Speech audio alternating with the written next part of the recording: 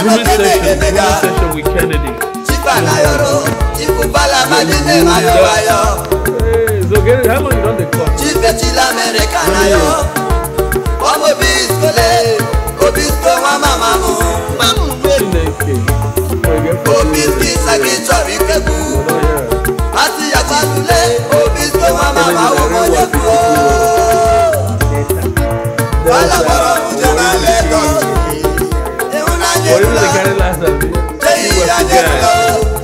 So we did another grooming session with Kennedy, #1 Baba in the world, you know what I'm saying?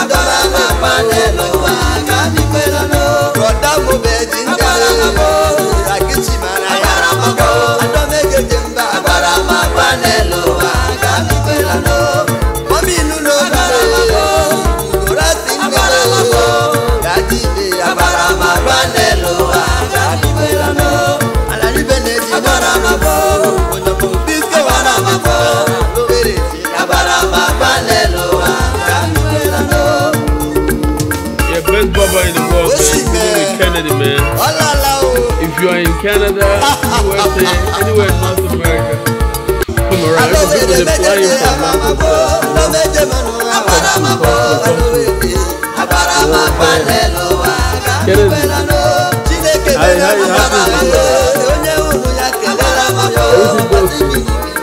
People are flying from no rush my work because we only collect $100.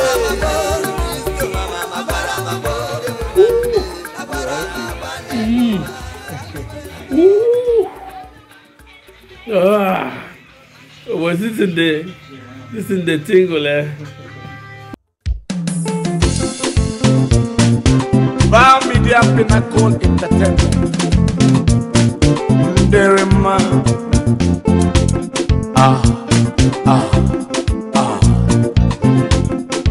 More fire. Fuka fuka fuka.